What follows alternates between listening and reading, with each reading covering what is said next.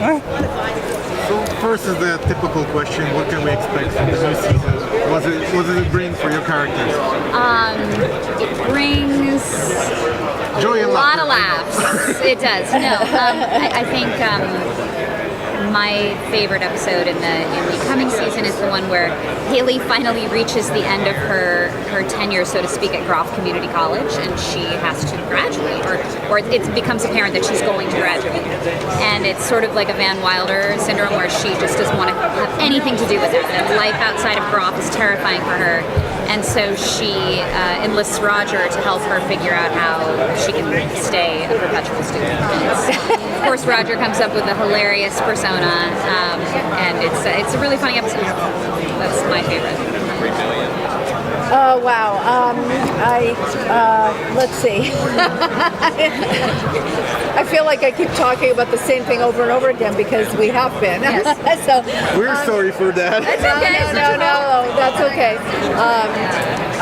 So there's an episode where Francine schools Hayley on how to deal with their husbands when things get just a little too tense, and instead of just weathering through it or trying to change them, the answer is to go to a airport bar. So, what did you say? Let's call it. It's an Irish airport bar called O'Rivals. O'Rivals. Yeah. But we also find out Hayley is like, she's like, because you keep going to Costco. And Yeah. she said, why are you going to Costco? And so she follows her, and she finds out, of course, that she's not going to Costco. She's going to O'Rivals. Yeah, oh, it's definitely my secret, but I have passed on motherly wisdom now onto my married daughters. Has it changed at all doing the show, or are there any changes that affect your character with the current political climate? I mean, it's interesting. I know we've said this before, we'll say it again. With shows like American Dad and Family Guy, they take so long from writing to when people actually see them that it's really hard to sort of put in a current political joke. To be very topical. Exactly, because it's going to air in a year, and people are going to be like, oh, I remember that thing with Kavanaugh, right? It's very timely now, but in a year it might not be. So they have to, when they do make it political, it has to be really broad strokes, right? So just liberalism versus conservative. Right, I was wondering, especially with like Me Too, there's been any pulling back in certain areas or anything like that, in a more general sense? I mean, honestly, I don't know if you've interviewed the Family Guy folks yet, but there's some amazing stuff that they're doing with the Me Too movement, because they have a character like Quagmire to play with, right? But for us, no, there hasn't. I haven't seen a lot of that. No, I don't think we've been specifically like political. I mean, really since the first season, because it does age a show. Yeah, it does. I mean, and I think honestly, our current political climate is a cartoon, unto itself, right? So I feel like what our writers have done is they've taken the opportunity to dive into some characters that maybe we haven't explored before. Like you were saying, we find out that like Barry's never met. Oh yeah, Roger. Or whatever. Like we meet Barry's parents, and like they're just sort of delving deeper into some of those other characters that we haven't explored yet. Did they let you to incorporate some of your stuff or your ideas when you're recording the sentences, or you have to stick to everything that they? Yeah, we stick to the script. Yeah, I mean the writers themselves.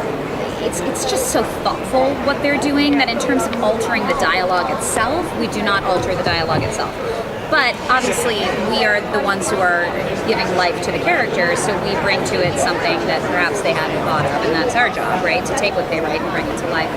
But there have been times when, over the course of our 14 years doing this, that I've said to Matt Weitzman, "Hey, could we explore this?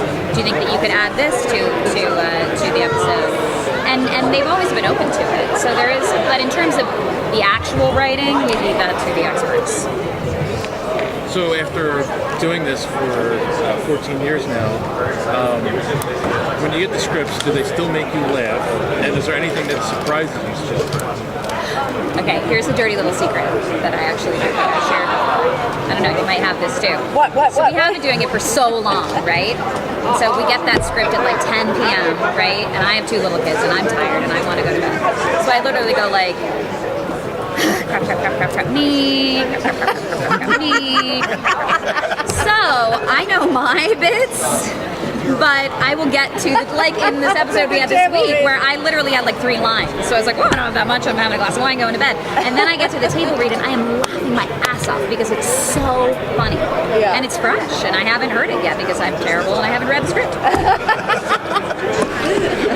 Oh my God, I can't believe you admitted that. I admitted that. Yes, we've been doing this for a long time. Yeah, all right. Yeah, I used to have this rule: if the script doesn't come in and up to 11 o'clock, I go to bed and just set my alarm like a little earlier and do it in the morning. Because it's that point of no return. You don't know how late you're going to stay up. There were years when these scripts were coming in at 2, 3 in the morning.